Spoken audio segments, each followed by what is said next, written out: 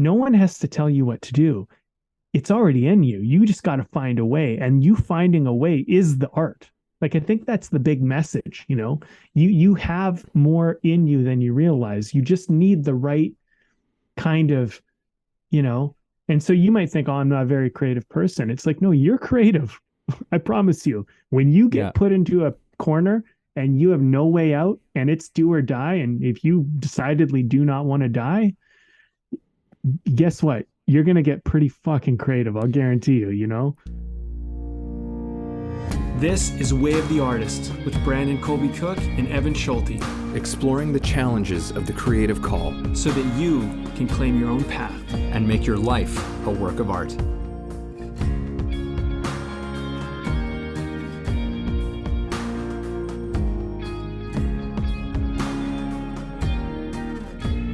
All right, welcome to the show. It is a podcast with Brandon and Evan talking about some stuff. Just trying to make Evan laugh. That's all I try and do at the beginning. How's it going, Evan? Well, it's like, it's like I find that your intros, like, it's like these sort of like these slow wading into the pool on this one. Like, hey, buddy, we're it's a podcast, and it's definitely not coming in gangbusters, but no. It's coming in. It's coming in somehow. Yeah, well, it's coming. It is an intro, Brandon. It is an intro. It is an intro. So this one that we're doing is I think comforting. Okay. I don't know. Okay, I don't know. Yeah. I don't know what I'm up to today, Evan. I don't really know, but you know more than you think you do. That's the title of this one, and I want to just start by saying that there are inclinations, let's say, inclinations of things that you want to do, you're thinking about doing. And if you try to work it all out, if you try to figure it all out, sometimes you're just going to get in your own way. I think a lot of the time, this is why it's so important to just start. And if I can quote kind of the Tony Robbins thing, which, whatever you think of him, it's fine, but he's definitely shared some great wisdoms. I like him. But he talks about decision, and we've talked about this before. And his point was, and I think it's a great point, is that you haven't made a decision until you've actually taken an action. The decision happens once you actually act, once you actually do something. And I agree, because, if you're a decisive person, you almost act as quickly as you decide. And that's why decisive people tend to get stuff done. They tend to be relatively successful. Sometimes they are careless. You can be decisive and you can be careless, but if you're genuinely trying to move things forward, decisive people tend to actually move things forward quicker than people who are indecisive, simply because a decisive person makes a decision, and sometimes they make a mistake, but then when they make a mistake, they quickly make a decision about that mistake, and then they move forward again, and they continually deciding over and over. And they're not just in their head sitting there going, oh yeah, I think I'll do this. They actually do something. And that's what actually makes you decisive. So you could say that a decisive person is more of a fast acting person. And I do think there is room for the debate of, look before you leap, count to 10, these little wisdoms of like, take a moment, think this one out before you jump into it. But I think it's important to consider that, the decision is really only made once the action is taken. And I think why this relates is that sometimes, well, actually all the time, you're never really going to know all the answers. You're never going to have all the information. You're always going to be short somewhere. And there's always going to be something else to learn, something else to figure out, something else to know. So you have to give yourself a little bit of credit, a little bit of faith, if you want to call it that, and just say like, hey, you know what? Maybe I'll just kind of figure it out as I go. And maybe I actually have more of this than I realize. And I think that's what'll allow you to fly by the seat of your pants a little bit and find out what's possible. because you're never really going to know until you're pushed as well. You know, one other thing to say about this before I pass it on to you is that you really won't do the difficult thing until you're put in a position where you have to. Most people will always choose the most comfortable, easy thing. And it's only when we're under pressure that we actually do great things. 99% of the time, let's say. There's probably an exception. So it was like, whoa, this one time I did this. Yeah, okay, great. But like, come on, honestly, 99% of the time, you're going to choose the easy option if you can. And that's smart. It's actually an intelligent thing to do, but it's not always good for you. It's not always a good thing in the long run and in the bigger scheme of things. That's why I always say, like with writing, you should put your character in a corner, force them to make a hard decision. You'll find out who they really are. Because if they can make the easy decision, they probably will. And that's just because that's human nature. We don't try to make life any harder on ourselves than necessary. So decision puts you in action. Action usually eventually catches up with you, and you're going to make the wrong decision. And then you're going to have to deal with the consequences. And that's going to put you into more creative action. So it's almost through error that you find out how great you are, not through your success. Mm. Yeah, it is the sort of like the easiest path, and you know, I think that there is a wisdom to taking the easiest path. I think because if you lived your life where you always, in every scenario, in every situation, always took the most challenging path, like you would live the most inefficient life imaginable, and there'd be a lot of wasted energy. I think that when we want to be very concerned about the things that we're avoiding, or the things where we're avoiding discomfort, is when it's in some area that we have some aspect of ourselves where a passion is concerned, I guess, where there's a place of inspiration, a spark of creativity that you have, that when you're avoiding that because of discomfort, then I think that's when you say, don't take the easy way out on that one. And because there is a price to pay for that. I think when you ignore the creative call, when you ignore the creative spark that's coming from within you, that eats away at you. That does all kinds of damages, and until it hits a point, like you said, where it becomes a pain point, right? So I think that's, you know, in some ways the test, the litmus test of where you might need to push into something a little bit, and it's usually when it's a creative something. One other thing about this conversation that's striking me, because what you're saying about decision and action, and to me, I think that's where, you know, we haven't talked about our laws in a long time, you know, our artist laws, and this episode clearly has a lot to do with our law of beginning. And the thing that I like about our law of beginning is that, to me, it encapsulates that whole decision action sort of togetherness, that decision action dance, because there's the beginning.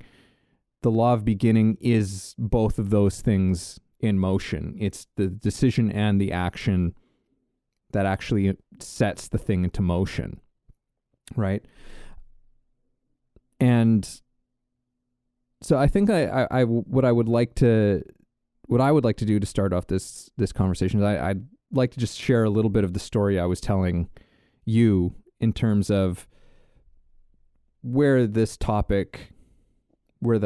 inspiration for this topic came from. So the other weekend I had some friends come and stay for the weekend, some people you know as well. And I was getting into a chat with my friend, and he was telling me about how he thought about going into English out of school, studying English, studying literature, and he thought at the time, well, what am I going to do? Be an English teacher, and that didn't interest him at the time, although now that seemed like it would have been a more interesting thing in his life now. Regardless, he expressed to me this unfulfilled, maybe not unfulfilled, but this part of himself that loves to write, and that he wants to write and bring that back into his life, and yet he hasn't done it. And he was saying, well, I have no idea what I would write about. He's like, I have no idea. And I said, well, what would it be? Would it be scripts? Would it be short stories? Would it be poetry? Would it be, I just started pressing into it. And he's just like, well, I think like a story, like a short story, novel, maybe something along that. I was like, oh, okay. But you don't know what it would be about. And he's like, no. And I was like, okay, well, what do you think you might write about? Like if just like, let's just reframing the question a little bit. And then he's like, well, I think I would actually write something dystopian. I would write like a dystopian fiction. It's like, oh, okay, interesting. And the conversation carried on, and just like with a little bit of digging in. Like, it wasn't even like we were having to bring out any real heavy machinery to get in there. But it turned out, and it really amazed me, that there was actually all of this stuff there that he already knew about. If he were to actually put pen to paper, or put his finger on the keyboards, that there's actually a lot there that he knows that he would write about, and probably even more than we even had discussed. And that was just such an interesting thing to me, in that how much I think that that's actually the case when it comes to creativity, especially when we've been sitting on an impulse for a long time. Because I think that all of those impulses, they don't go away. They just stay, and in some ways they build and they stew and they grow.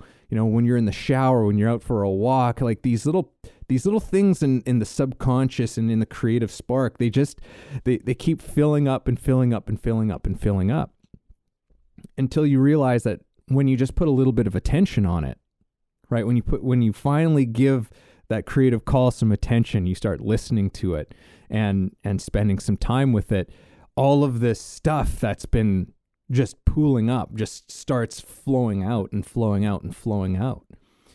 And all it takes is that little bit of effort and energy, just a very little bit, to just give it some attention. And then, as you were saying, and then with the beginning, with the actual beginning of it, and in many ways you could say that is the beginning of it, because you've decided to give that thing some attention, which is an action, right? One of the most powerful actions that we have as human beings. So yeah, that was sort of, for me, my interest in going into this conversation of sometimes we know more than we think we do. And I think that answer, I don't want to use the word lazy, but that I don't know. I don't know what I would even do. I don't know. There's a part of me where I just go, I don't really buy that. I don't really buy that you don't know anything about this thing that you feel a call to do. I think that you actually know quite a bit about it, because anything that has that kind of meaning to you, because I think that any creative spark has inbuilt in it deep meaning to you, because it has to, because creativity is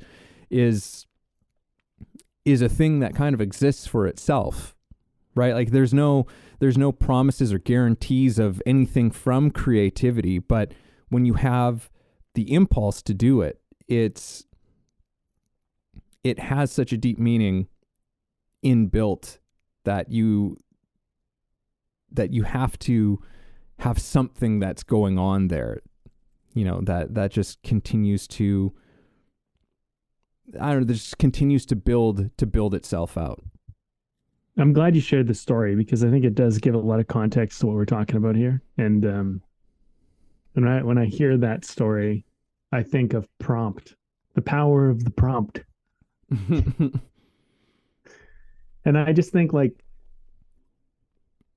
most people struggle because they don't ask the right questions. The mind has everything.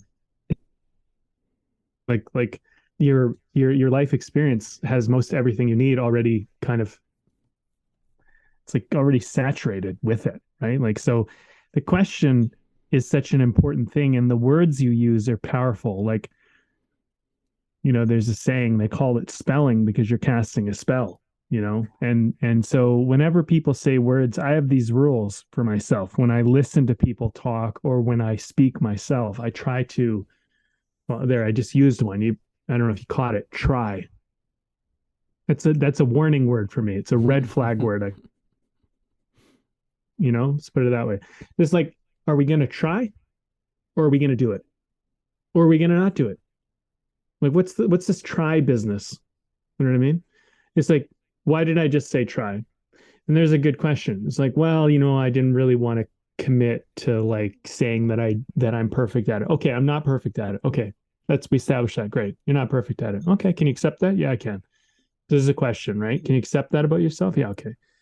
Now, are you going to do it or you're not going to do it? I want to do it. Okay, you're going to do it? Okay, let's do it.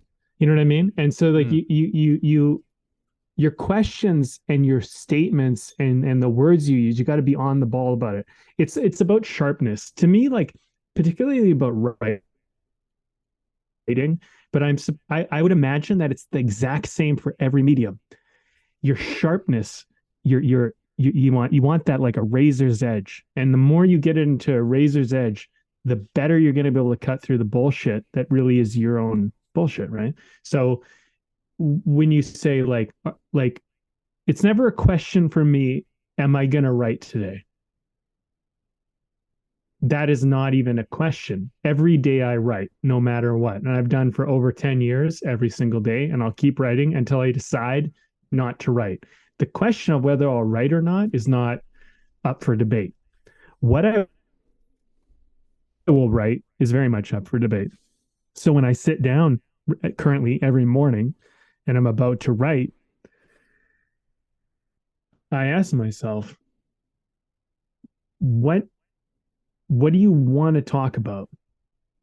Like if you were gonna note anything down about what's going on, what's noteworthy? What's something that's on your mind? What are you feeling? What, like, start there. And that's how I begin. And then through that emotion or through that direction, I tend to find something else to talk about, something to write about, something to explore.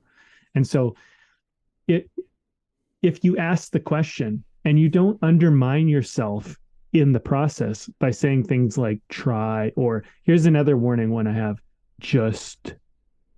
I'm just going to do this. No, it's not just, this is exactly what's going on right now. Yeah. I'm just drinking my coffee. No, you're drinking your coffee. And that matters as much as anything else at this moment. That is what you're doing. There's no, don't undermine it. Don't undervalue it. You know what? If the character is drinking their coffee, that's what they're doing. That's what matters. That's what's happening. And there's lots of things like that where you look at words and you go like, what does this word do for me? Or what does it take from me? And another warning red flag word I'll come up with just to mention is can't. I can't. It says, hold on. No, you won't. The word is won't. Let's be honest here. You won't do it, or you will do it. And then when you go, well, if it's a will or won't, are you doing it or not? That's the question now. No, I'm not doing it. Okay, you're not doing it. So don't complain when you don't get what you want because you're not doing it. You know what I mean? Like, and these types of things create precision and sharpness. And so like obviously I'm a writer, so the word is obviously an important tool that I have to use. But I share that with everybody in every medium because we do tend to think in terms of words, even if we're visual, even if we're auditorial thinkers, because that's a part of it.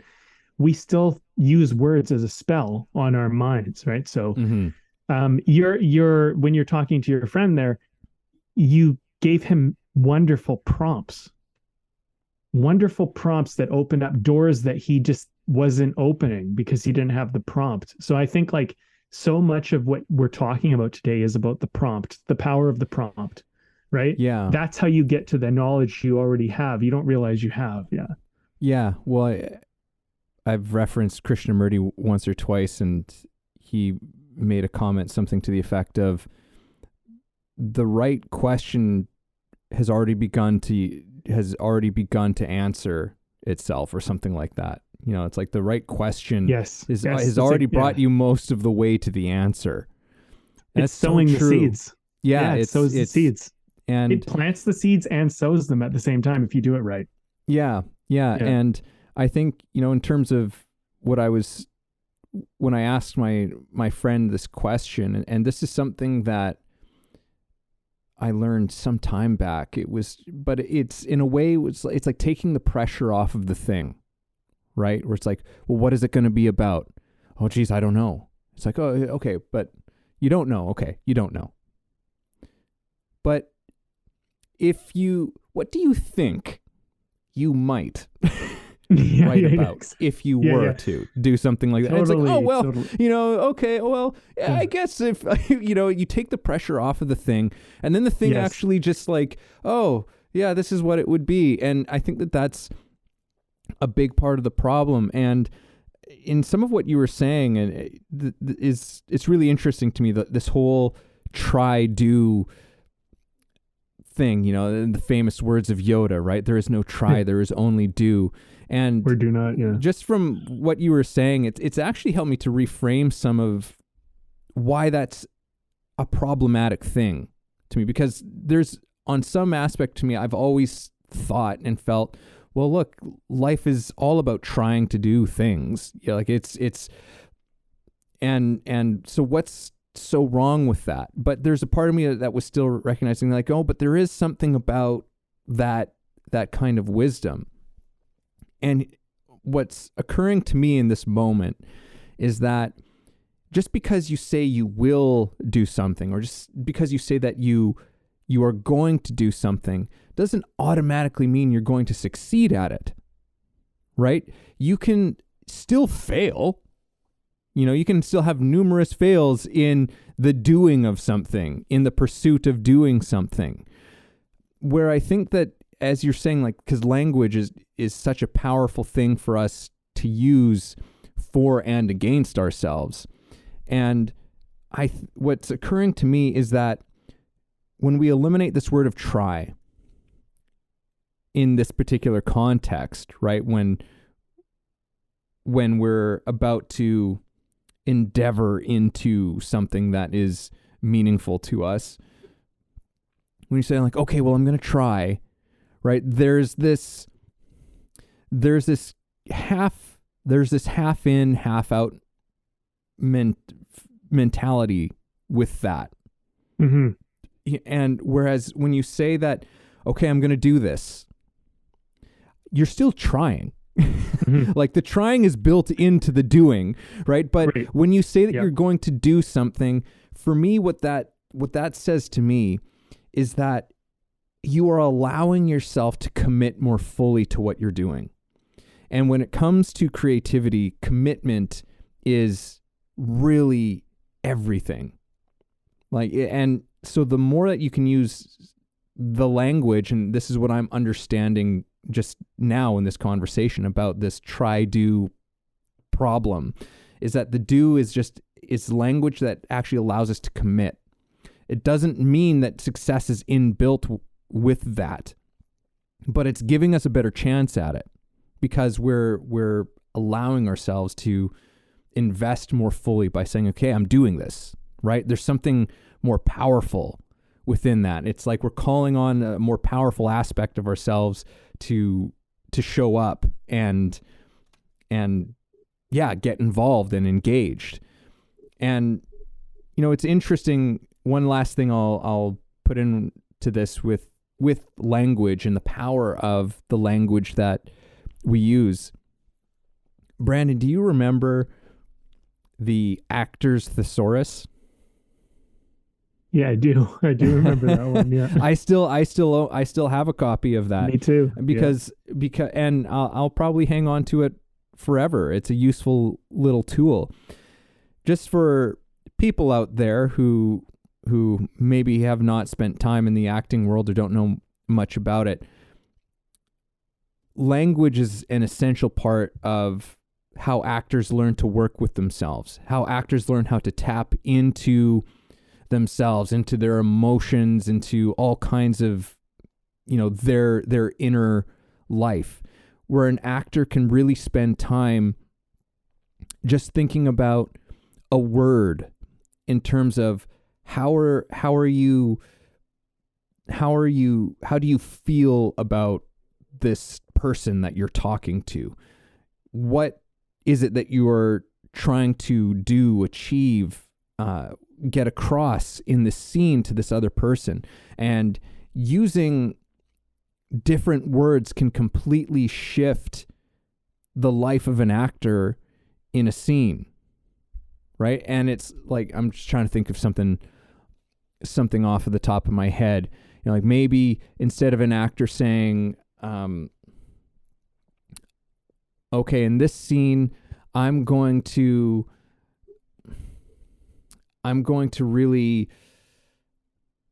force the information out of them. Maybe that's like what an actor's decided they're trying to do to this character in this scene. I was like, I've got to force the truth out of them. Okay. There's nothing wrong with that.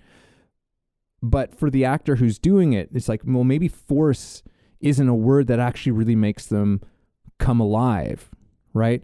Maybe it's a word like I'm gonna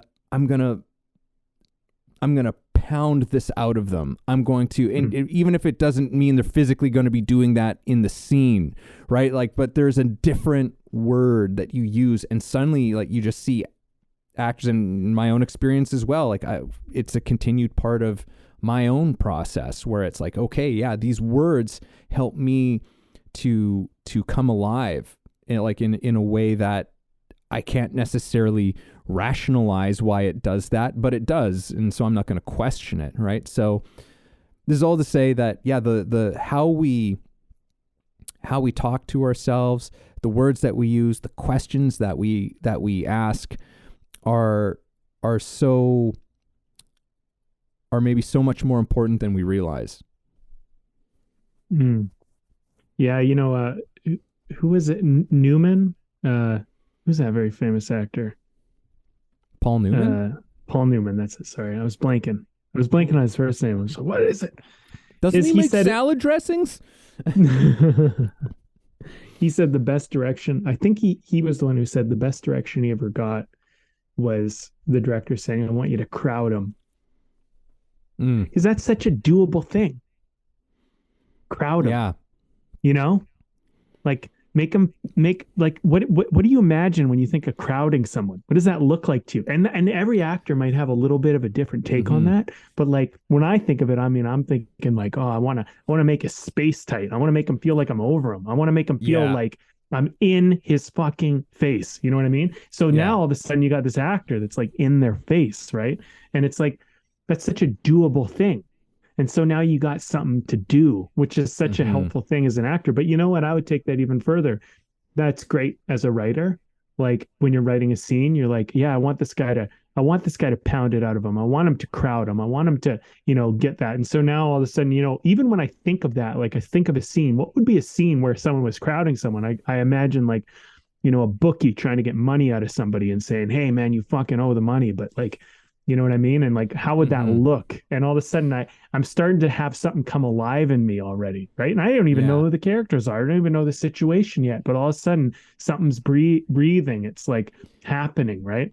So and words are powerful. It's a great example. And again, for different people, like maybe in that same thing, one actor is like, no, I'm going to pound it out of him. I'm going to just, like rip it out of them, and there might be an actor who has that choice, but then there's another actor who's coming, it's like, no, I'm going to coax it out of them, Yeah. or I'm going to hypnotize this thing out of them, and it's going to create an entire new set of behavior from that actor, which might still be completely appropriate for the scene, for the thing. That's a whole very specific thing about acting, but it's just, I think anyone listening to it, because even what you were saying about the Paul Newman story was like, I want you to crowd him, and I just went, I was like, oh yeah, just like all over, like I'm just like gonna take away the space, and it creates there's a whole energy that's tied up in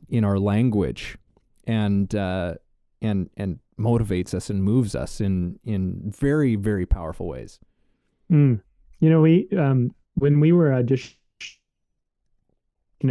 parts for this one character in the show I was doing, there was an actress that came in. You can look her up. She's done very well. Her name's Emily Bett Rickards, and she came in, and she got the character. We had so many women audition for this part, and like in the town, like every woman seemed to want that part. It was just like, and it was a great part, but it was kind of unique. You know what I mean? Like it was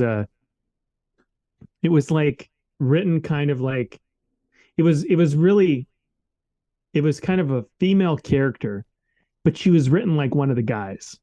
And I mean, maybe that sounds like an obvious thing, but in the context of the story and just the way the character worked, it was just the right dynamic at the right time in the right way.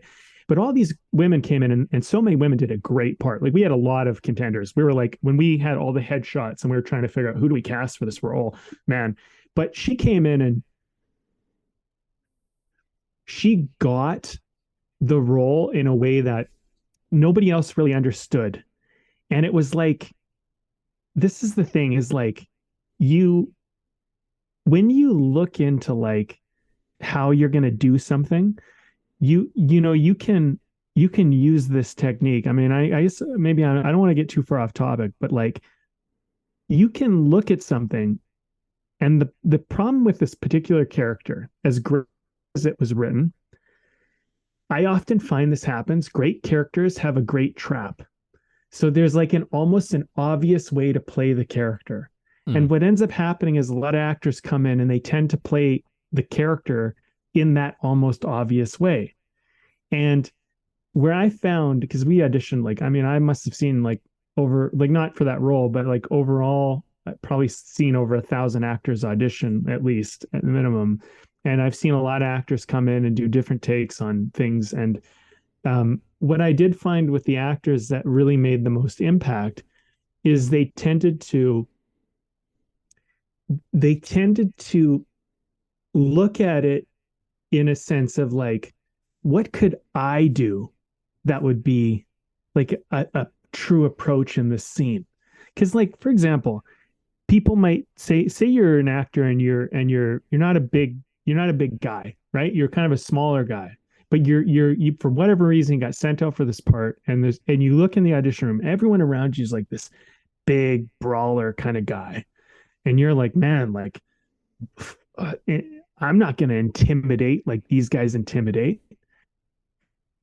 So that's when you could fucking win the role, because you could come in and you could seduce it out of the person. You could hypnotize it out of the person. You could caress it out of the person. Whereas everybody comes in, they're like, yeah, like give me the fuck money, like, and they just kind of breathe down the guy's neck.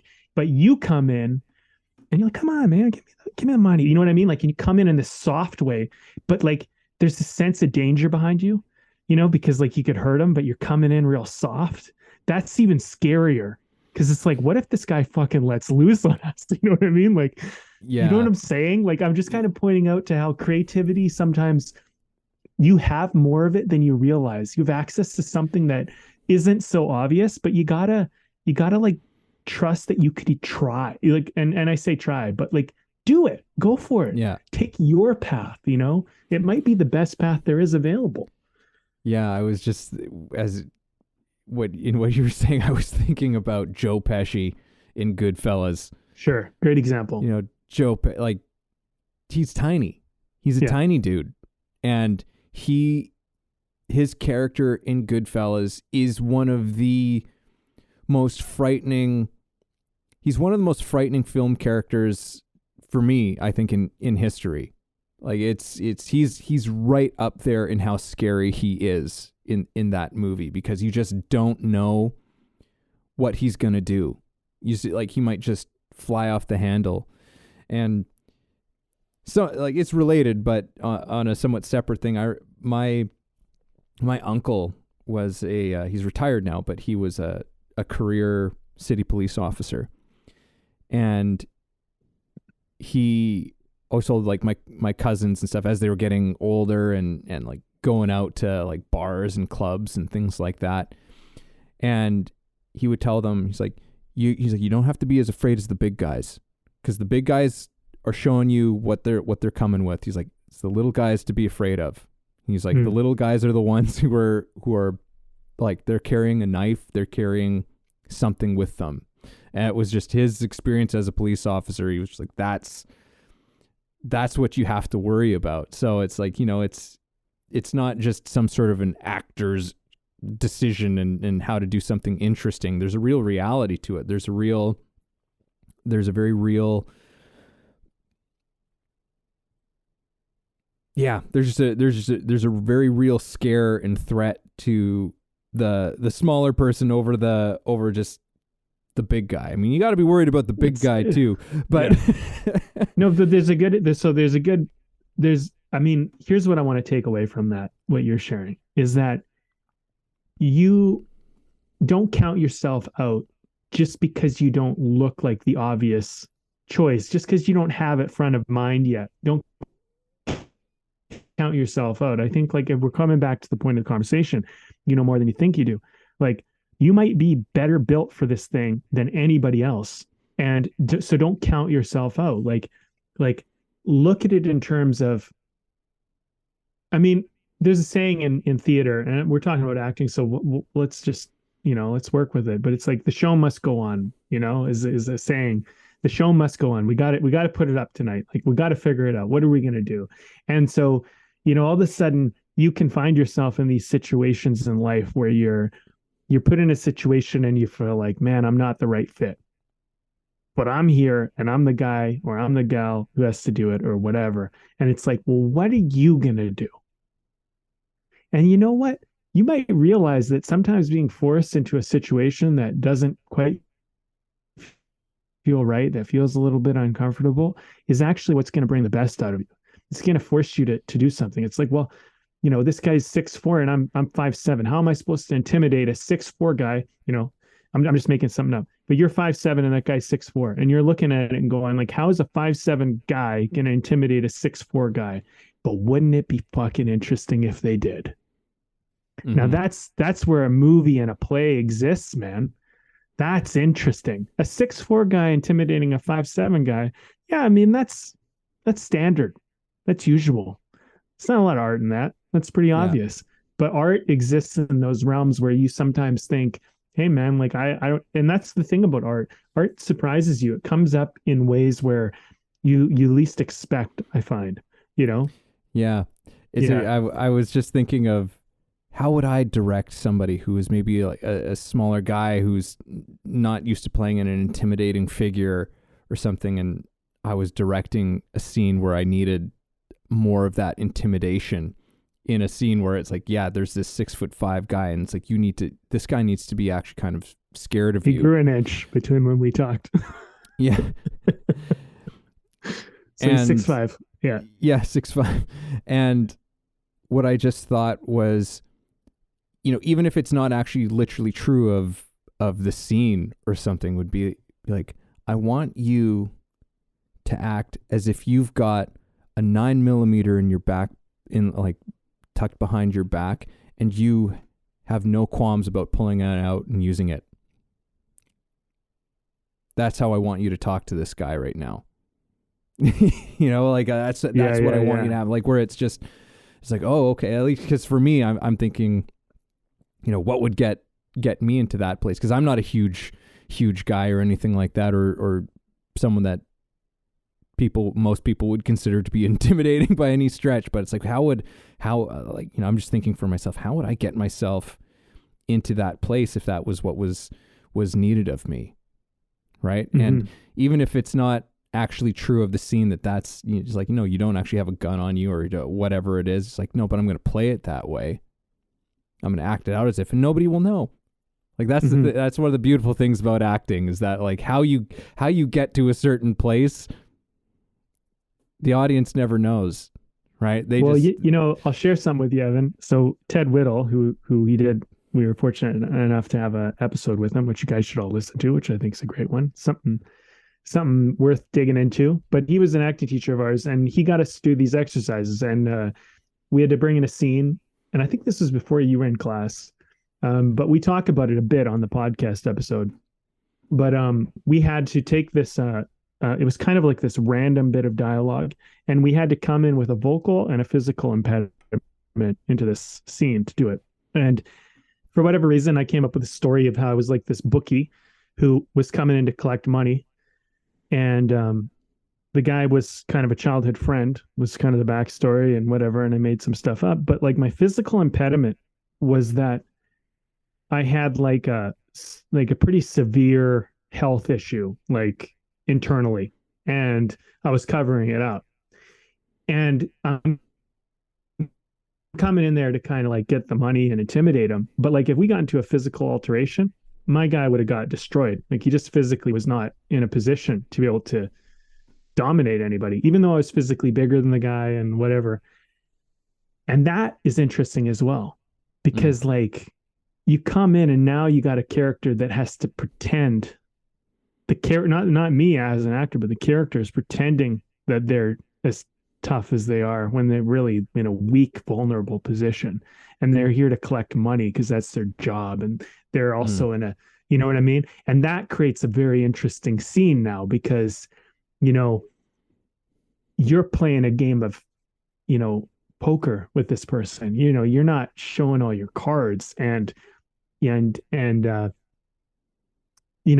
so in some ways, as much as you might be kind of intimidating them and saying, hey, there's a sense that I'm going to kick your ass if you don't do what you need to do, knowing that you couldn't if it came down to that creates an interesting dynamic now with the situation, because now it's like, yeah, like I have to pretend like I would, but I'm not, like if we go there, like he's going to hurt me and I might not be able to survive it, And so, I think the thing is with art is a lot of the time, you don't necessarily know what you're going to do, but you got to like entertain ideas. You got to be willing to try stuff. And, I think like, with what we're talking about, just to kind of like keep bringing it back to the main topic. It's not that you need to be some trained writer or actor to necessarily do this. Sometimes you just need to be directed or encouraged in the right direction to pull the things that are out of you, because like that's where I think directors can really flourish, or writers can really flourish with like performers, is when they can understand how to prompt the actor into bringing something out of themselves they didn't know existed. Like that's the thing that excites me the most about working with like actors, is because they might not be able to see it, but if I could give them the right combination and just say, hey, like here's what's going on, they will intrinsically already have brilliance come out of them, because they'll be forced into a situation. Okay, what do I do? I'm the bigger person, but I'm not healthy. This is the situation. Or I'm the smaller person and I can't physically dominate that person. What do I do? And you working that out in your mind, like no one has to tell you what to do. It's already in you. You just got to find a way, and you finding a way is the art. Like, I think that's the big message, you have more in you than you realize. You just need the right kind of, and so you might think, oh, I'm not a very creative person. It's like, no, you're creative. I promise you, when you get put into a corner and you have no way out and it's do or die, and if you decidedly do not want to die, guess what? you're going to get pretty fucking creative. I'll guarantee you, you know? Yeah. Hey, everybody, this is Evan, and this episode is brought to you by my book. Yes, I recently released a book called The Actor's Awakening, Connecting Spirituality to Craft. Expand yourself as an actor and your craft through a spiritual perspective. Take a journey that will explore universal philosophies and insights to help you understand human nature in a profound way and develop practices to take your work to another level. Again, that's The Actor's Awakening, Connecting Spirituality to Craft, available on Kindle and paperback on Amazon. And as always, if you like the show, please subscribe. Yeah, I think that that's a thing that we forget, and is maybe one of the most valuable lessons that we can ever learn about ourselves, is that, and what's so incredible about human beings, is how strong we are and how adaptable we are, how we can be thrown into a situation, we can figure it out. I think that we don't trust ourselves enough to do that. And I think that the most, I guess, creatively strong, thriving types of people are very often just the people who have learned to trust themselves, to just like, I'm going to put myself into this situation and I'm going to see what happens. Right? Like at the beginning of this conversation, you were talking about this whole thing of like, looking before you leap, right? And yeah, there's definitely a necessity to giving yourself a good footing before you set out, because otherwise there's a good chance that you're going to stumble before you even, you're not going to give yourself a chance. But there's a thing about that we also say about taking too long, right? Like shit or get off the pot, right? Just like it's he who hesitates is lost. Yeah. Like, so there's, we have these two sort of wisdoms that exist together. It's just like, look, make sure you're prepared, prepare, because you got to prepare, but don't take too long in preparing. Right? Like there's, and they go together. They actually don't contradict. They don't contradict each other. They both work together. Where it's like, you got the planner, and then you got and then the one who's like, all right, let's just get in there, because the planner can't figure out everything and doesn't know everything that's going to happen. And so there's this thing that's like, okay, pack your bag and let's go.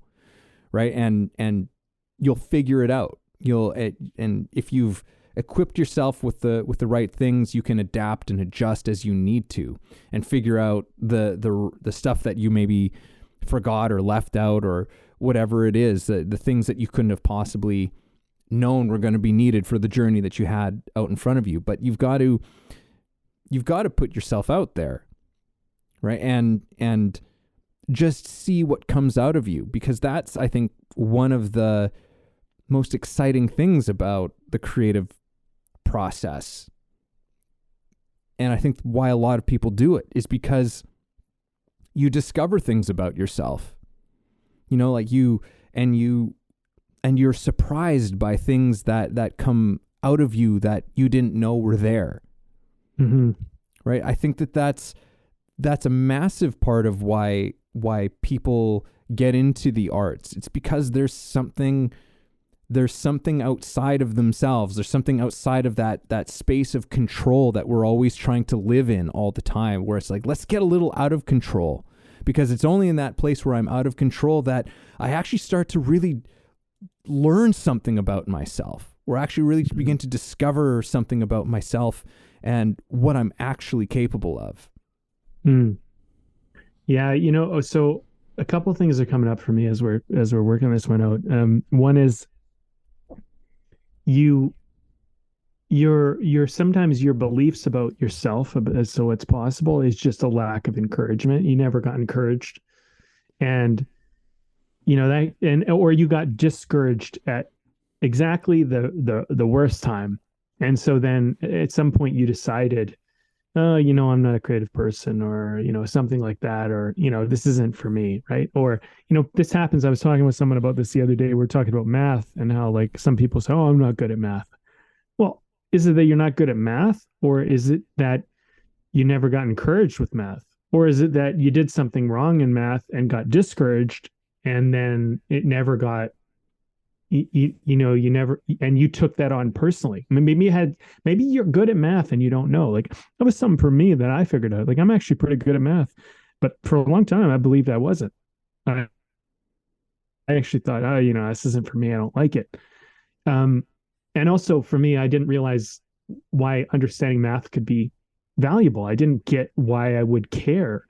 And then one time at some point, I don't know when it exactly happened, but I just remember being like, oh, math is problem solving. It helps me solve problems. I like solving problems. And I was like, wait a minute, this is just solving a problem. And then I was like, it's deductive and I like deduction. So then I started to realize, wait a minute, I'm good at deduction. So I'm kind of good at math, aren't I? Because I'm good at deduction and I like deduction. So then boom, all of a sudden I'm like, wow, shit, you're actually pretty good at math. But it was like, it took me a bit to like work it out. So like when we're talking about creativity, like creative pursuits, you might think, I don't have an idea. Is it that you don't have an idea, or is it that you've never been encouraged to explore your ideas? Hmm. That's a good question to ask yourself. Like, because and look, not all one thing I think about creative people, here's what I've noticed about creative people for those who think they're not.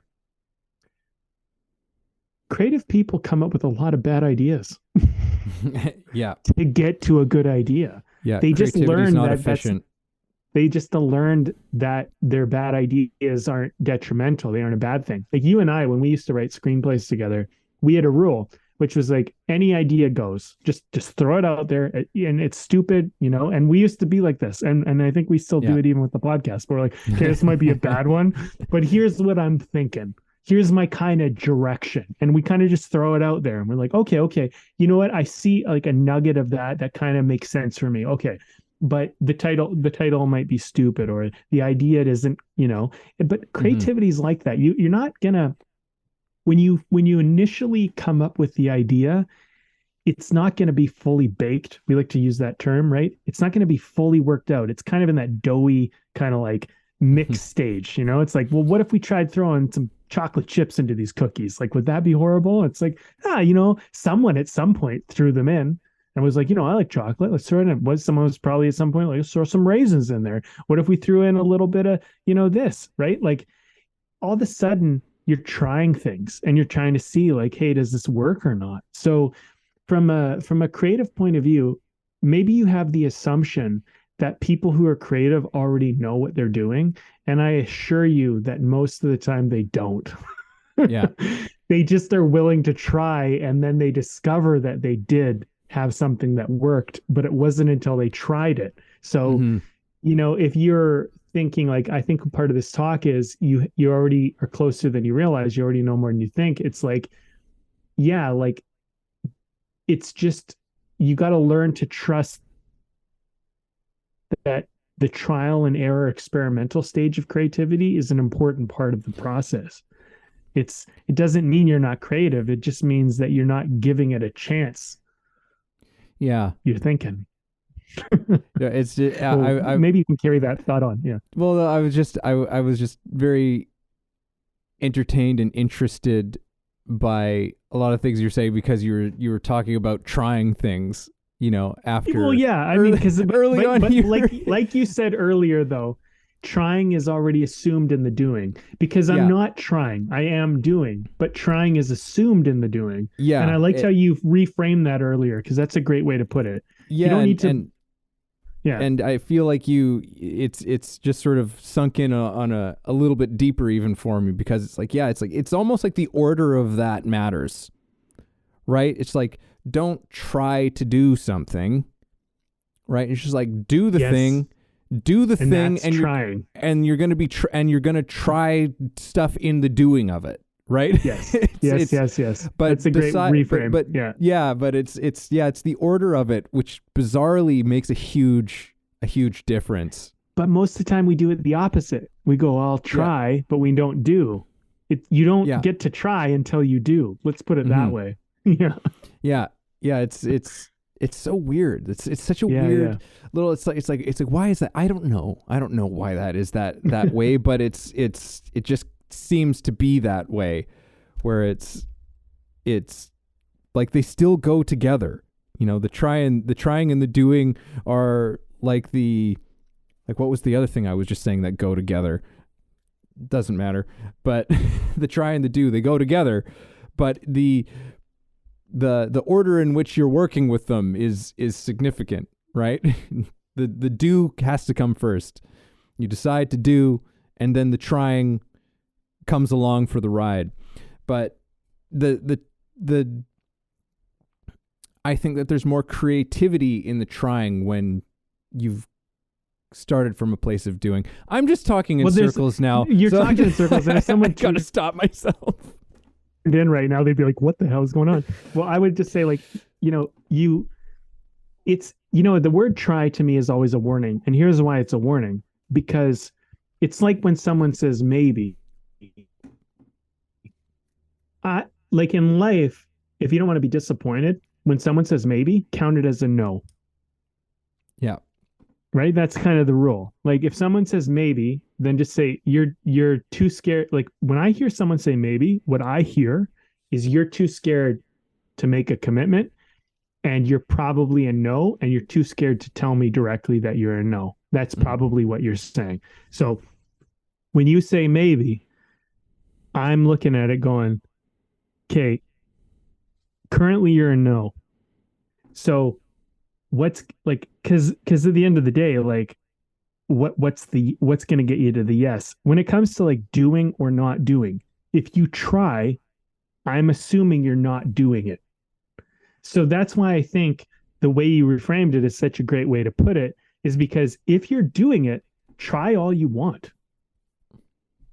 Because the issue with try is that the doing never gets done. That's the issue with the word. And when you say just, let's use that word again. Let's explore that word for just a second. If you do everything you can, and then you call it, well, I just did this, is it in the context of like what? Like, look, I'm just a person in the billions apparently that are in the world. You know what I mean? But I'm a person. What's the necessity of the just? You know what I mean? Like, why do I need to do that? Like the thing about the word try, like here's another word, Evan. Let's just throw this into the mix while we're fucking around. I had a big talk with one of my friends about this, was like, I hope. And we were talking about it. I'm like, I don't really love the word hope, but I do. I like it in certain ways, but in some ways I don't. And she was like, well, why? I like the word hope. I like the word hope. And I'm like, I like it too. But what are we saying when we say we hope? What are we saying? And so something dawned on me, is like, well, are we saying that we hope, is this out of our power? Is this out of our control? Are we saying that it's now out of our hands and now let's just hope for the best? We've done everything we can and now let's leave it up to fate. Let's leave it up to the ether, right? Okay. Then hope kind of makes sense to me. But if we haven't done everything we can, why are we talking about hope? That was kind of my question. You know what I mean? It's like, no, we haven't done everything we can. Well, maybe we do everything we can and then we start hoping before, like, because hoping shouldn't come before doing everything you can. Yeah. You know what I'm saying? It's kind of like one of those words. It needs to come after. It can't come before, otherwise it undermines the thing.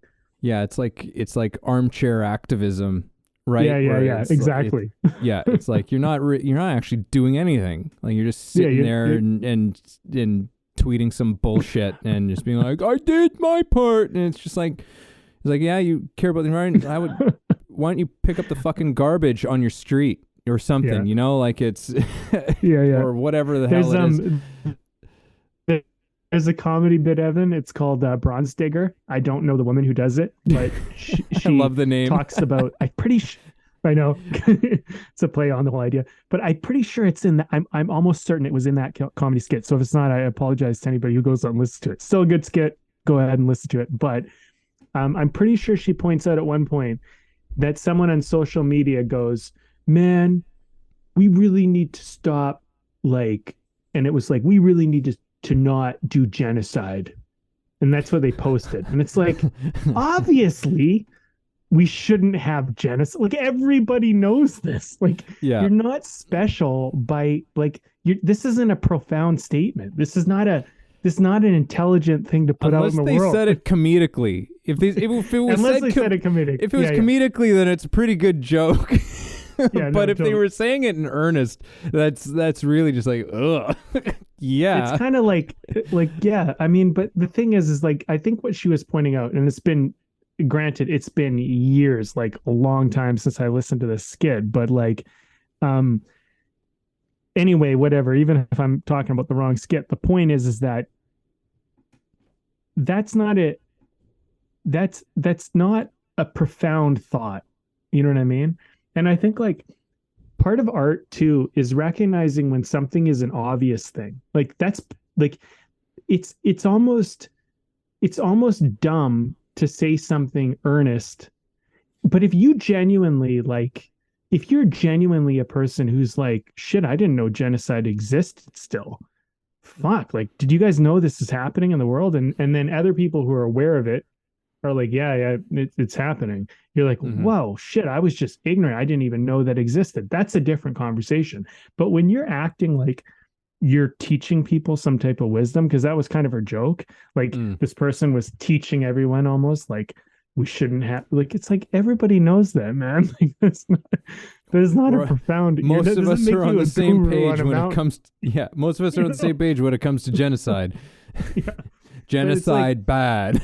Yeah.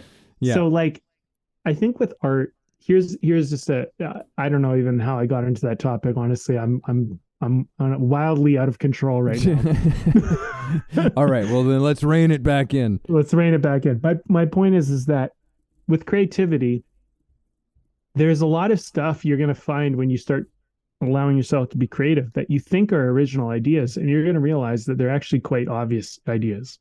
And you're going to think, oh, I come up with this great idea. And you're like, it's actually not that original. It's actually been thought of a lot already.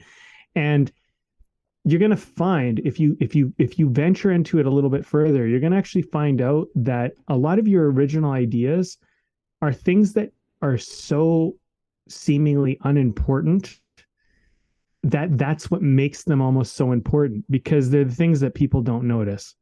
They're things that you don't realize they're actually so original because they're almost so skipped over.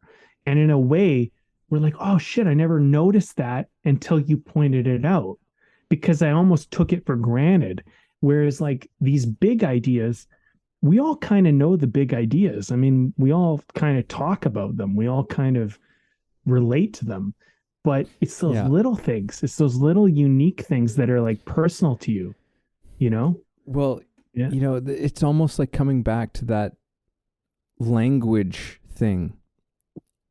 When you start using whatever your language is, you know, that is your into whatever your creative medium is, like that's like, as we were talking about with acting, different actors can be using an entirely different set of language that's still completely appropriate. You're dealing with the same subject, right? So maybe you're writing a story about genocide. You know, you're writing a script or a story about a genocide, which is something that's like, okay, yeah, we all understand genocide bad, and that's a part of your story. But what is the language in which you're using to help us understand that thing that makes us really see it in a deeper way, to in whatever you have from your perspective, you know, because that's really so much of what any artist does. And you could argue most of what an artist does is share perspective and their perspective on something, right? And in a way that we can access, understand, in a way that for me, art touches us. It can hit us on an intellectual level, but that's not really where I think art is trying to hit us.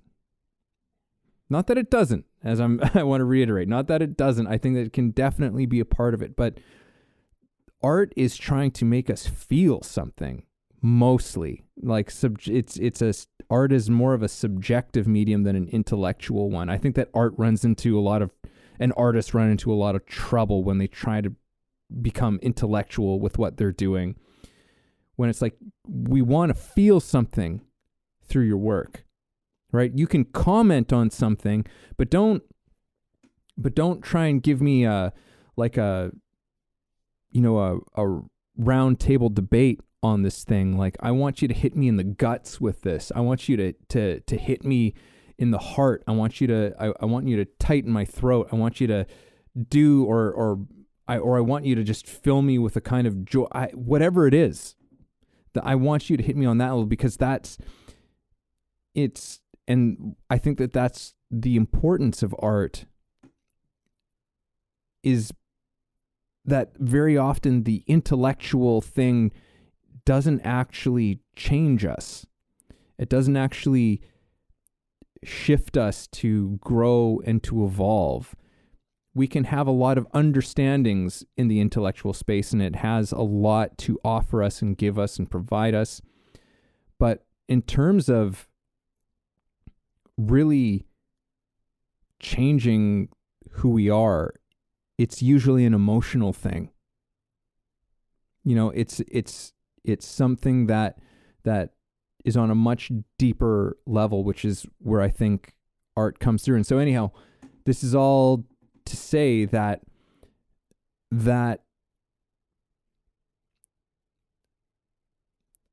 you saying that you don't know this about whatever this thing is that you have, well, you know a lot. Again, you know a lot more than you think you do. You know a lot more than you think you do about whatever it is that you're wanting to speak up about, and whatever the medium is that you want to do that through. You know a lot more about that than you think, and that there is unique and powerful perspectives that you have that could really impact another human being, that could really help people see something in a way that they've never seen something before, that could really change somebody's life. But you don't know that until you do it, and are you going to take that chance? Are you going to take that chance on yourself that you could do something like that? Right? But you won't know until you begin. And you could surprise others, but you could really surprise yourself in that whole process too. Yeah, I mean, well, I think you really summed it up. And I'm thinking of something. So I do this intro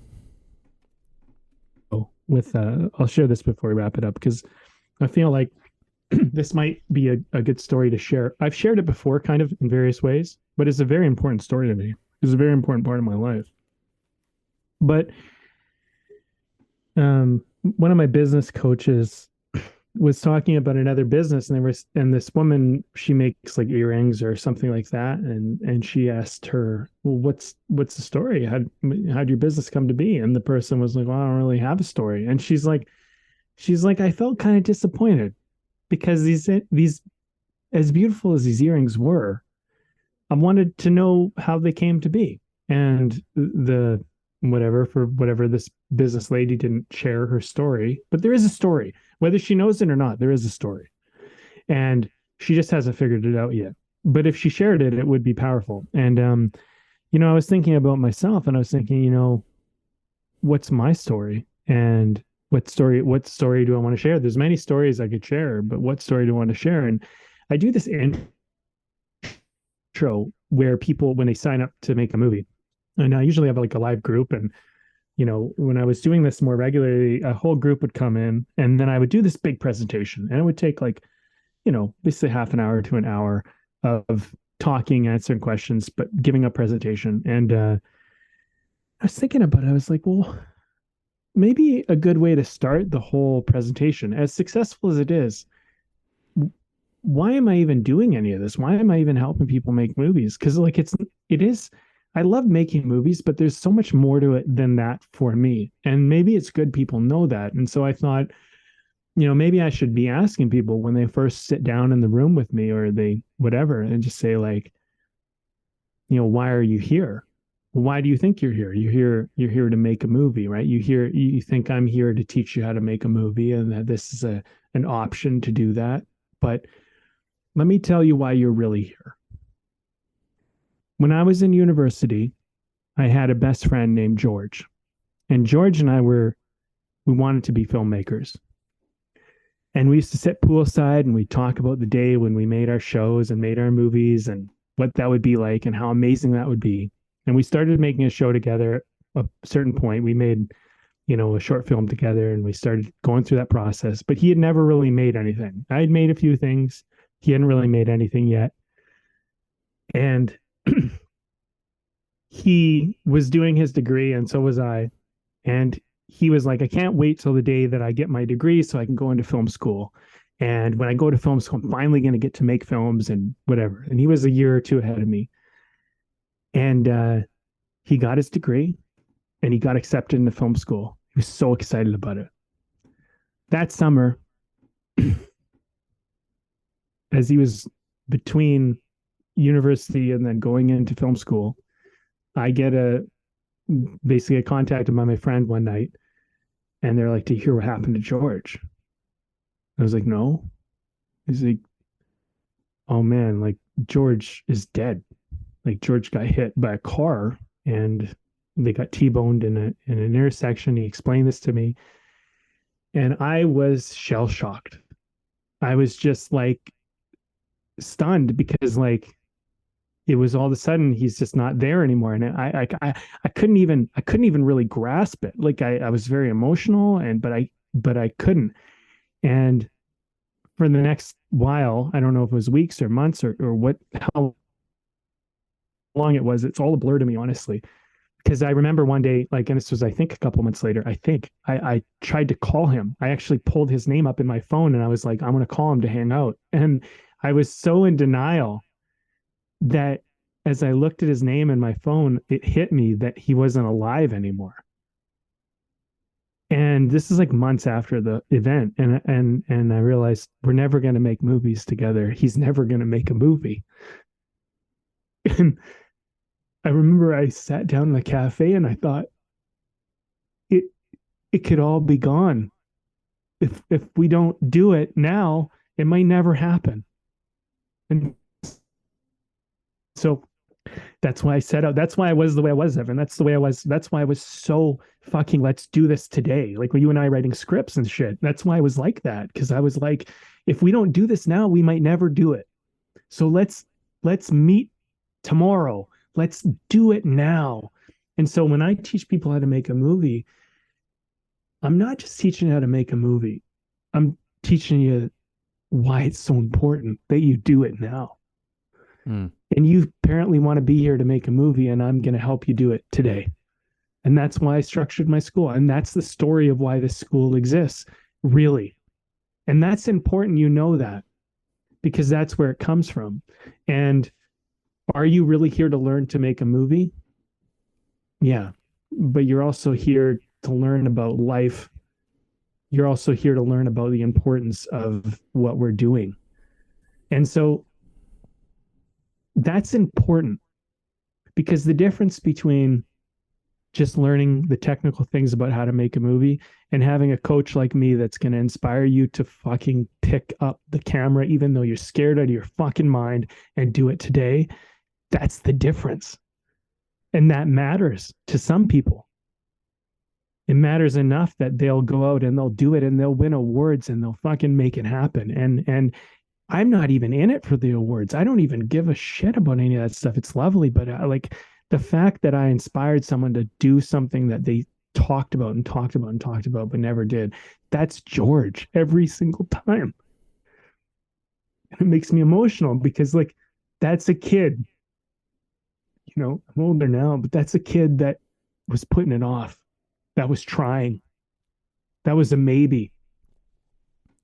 You know what I mean? And so like Mm-hmm. these things matter. Like this is the thing is like your life matters so much and it informs so much of what you bring to the table, no matter what you do, that, you know, when I think about this talk as we've wrapped it into this point, I'm like, yeah, you know what, man? It is inside of us. We just don't give it the credit it's due. That's what I'm kind of coming to at the end here. It's like, yeah, you know, man, give it a little bit of credit. Like, that was a very important pinnacle moment in my life, but it has informed everything I've done since, you know, since I was 19, 20 years old or something. I don't even remember how old I was, but I was right around then. And, you know, so like, yeah, like, man, there's so much more in us than we give ourselves credit for. You know, we have access to stuff we don't even realize. And it's more about application. It's like I have access to this incredible experience in life, horrifying and incredible all at the same time. And it's all about how do I use it? You know, it's all about how do I not even use it? How do I honor it? And I would say with everybody, you know, like start honoring your life, Mm-hmm. man, because your life has so much gold in it that you're overlooking. You probably don't even realize it, you know?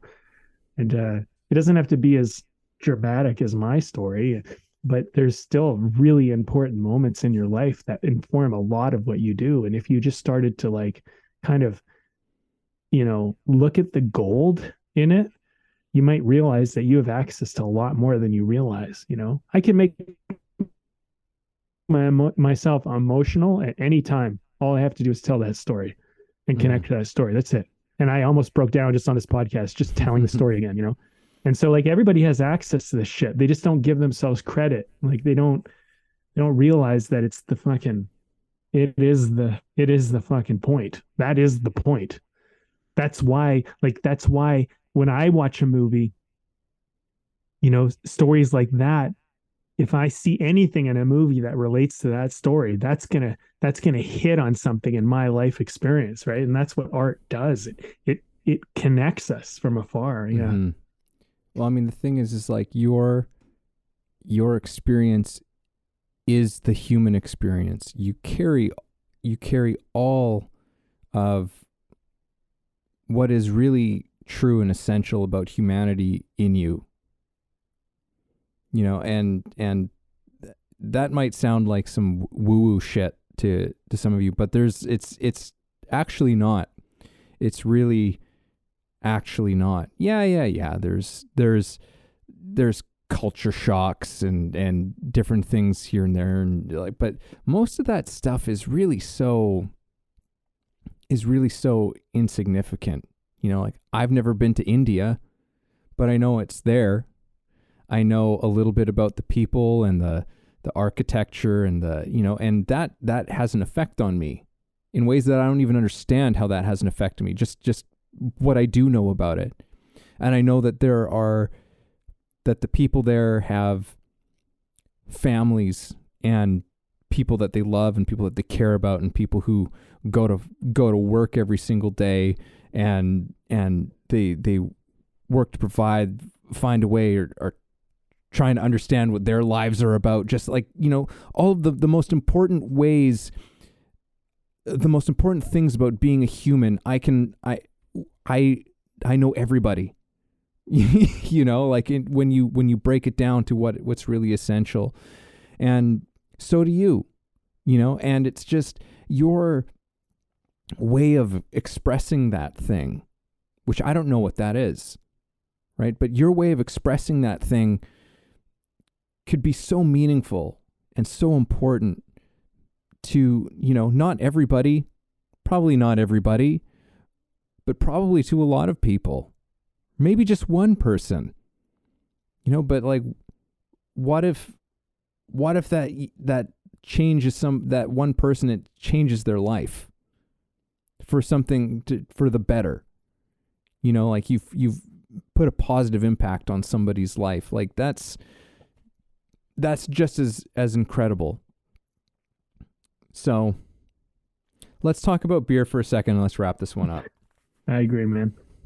No, I think that was a great point you added in at the end. Well, I'll go first if you don't mind. Sure. So I'm having a beer from Lillooet Brewing Company. Ooh. This is called. I don't think I ever had this one before, but you never know. We've had so many. This is called Grizzly Bear Vienna Lager, and I'll give you a quick little write up of their or read of their write up. Let's put it that way. A read of their write up because maybe they will describe it better. We combine certified organic Pilsner and Vienna malts to make this refined European lager. We selected cashmere and BC grown crystal hops to create a noble hop character that would make a grizzly and an Austrian proud, we hope. I thought that was funny. Anyway, it's a good beer. It's very tasty. It's I don't know, it's called a lager, but I guess there's a darkness to these types of lagers. I don't really know, but it's been very tasty and Hmm. I've enjoyed it quite thoroughly. So that's what I'm having. Nice. I'm having one that I'm sure we have had probably on the show, if not multiple times, but it just kind of, I saw it and it stood out to me. I'm having the flagship hazy IPA from Steamworks Brewing Oh yeah, we've had that for sure. for sure, and it's delicious. It's a really great So good. hazy IPA. And I was just, as you were going through your description, I was like, oh, there's actually, this one doesn't have a necessarily a description, but it actually has pouring instructions, which I did not adhere to. But where it's like you're supposed to pour 2/3 of the beer in a glass,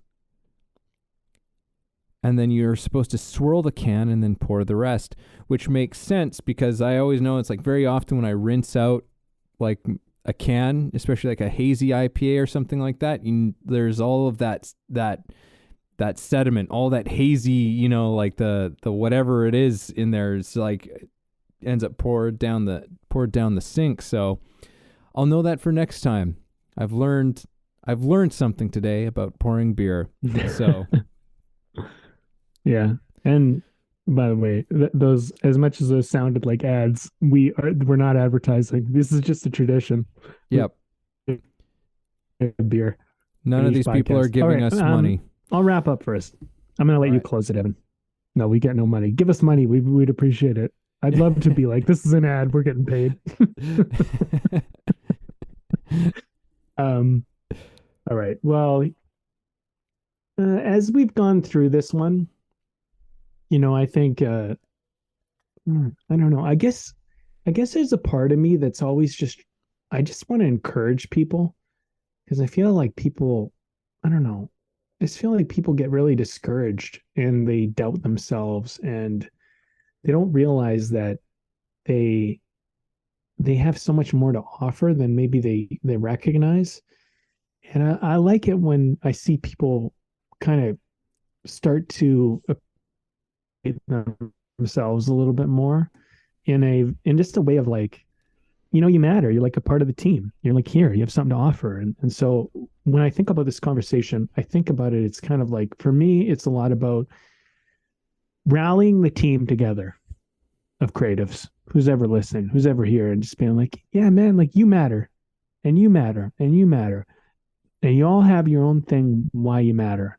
And I don't know what it is, and maybe you don't know what it is, but I can tell you one thing for sure, it is there. You do matter. And if you trust me or trust us, if you're willing to dig into it, trust yourself maybe, you're going to find that there's something in there that you're not, that you maybe never explored. So to me, a lot of this conversation is really about that. So if you have a creative pursuit or I don't know, whatever it might be, maybe give yourself a little bit more credit than you're giving yourself. Maybe like kind of like go like, you know what? I have some life, I've had some experiences. Um, there's things that matter to me. There's things that have hurt me. There's things I've loved or cared about or whatever they might be. And all that stuff matters. All that stuff informs whatever it is. And I don't know what magic's going to come out of that mixture that is you, but it's there. And maybe you just need an outlet, you know? So if you have an inclination to write, or you have an inclination to act or paint or make music, maybe try to explore that, and then and maybe see if you can maybe at some point start to bring out whatever is inside of you into that medium, you know? And one last thing I'll say, Evan, is just, we did talk about this early on, the prompt. You might not be prompted the right way. So try to get yourself the prompt, try to find the prompt, ask yourself the right questions, or, you know, I don't know how you do it, if you don't have someone around to ask you the questions, but you need to learn how to ask yourself the questions that inspire ideas, not ones that close ideas down. Like I don't know what I'm going to write about. Okay, well, if you were going to write about something, what would you write about? Well, I'd probably write about this. Okay, great. Why would you write about that? Well, I'd write about it because of blah, blah, blah, blah, blah. And you're going to start to find out that there's a lot there if you can just ask the right questions. So try to ask open-ended questions that get you to dig in and search those things, because I think you're going to find out that there's a lot more in you than you realize. Beautiful. I'm going to leave it there. I'll pass it on. Yeah. You have some thoughts. I'll just piggyback off of that. Yeah. Like for me, this conversation was really like a call to begin, and that there's good reason to begin, even though you might feel like you just like, no, that you don't know, but it's like, you do. That's I think really the whole point is like, it's like, you do, more about this than you think you do. You know more about this spark than you think you do. The problem is that you're thinking too much about it, right? You're not feeling your way through it. And in terms of, some of what you were saying there about, like how are you prompting yourself? It's like, well, what do you think this thing might be about? Right. And one of the things that I've learned, everybody's different, but for myself, that I've learned to pay more attention to, because there were things that I used to ignore, were just these kind of strange impressions that I would get whenever I was engaging creatively with like my acting or writing or whatever it is. It's just like colors, images, feelings, moods. Like you just start. It's like well, and you start to realize that oh, okay, yeah, I know. I have a sense of like what the feel of this thing is. Okay, great. Well, give that some attention. Dig into it. Feel around it. Write about it.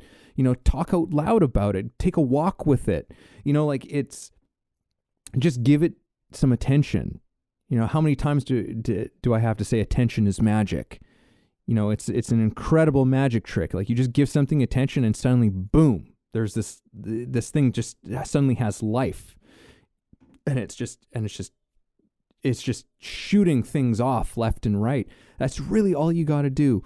And I think that with this one, we are somewhat assuming on some level that if you're listening to this, that you know at least an inkling. Maybe it's just a small piece. You just know a small piece at the moment. It's like, which is, oh yeah, I would like to write something, or whatever the hell it is. Okay. You have that inkling. You have that one call. Great. That's all you need. You just need to know that thing. You need to give it some love. As you said, you need to honor it. That was such a big word that I think that you brought into it. You need to honor those creative things. We're creative beings. We're here to create. So honor that thing, and give it some thought, and don't worry about you might be filled with doubts. Guess what?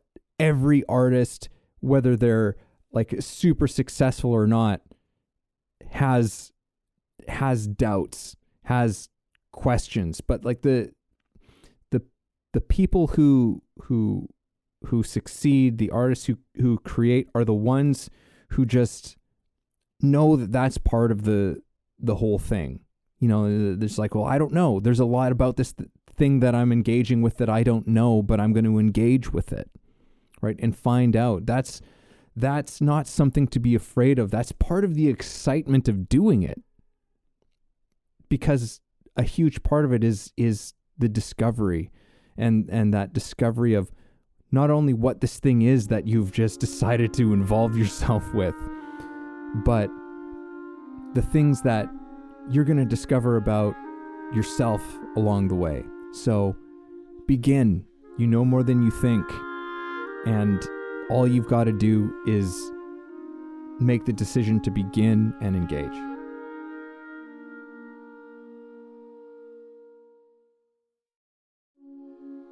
Thank you for listening in on our conversation today. We hope you found something helpful that you can carry forward with you. Head over to our website, wayoftheartist.com, for more free exclusive material and learn about the show.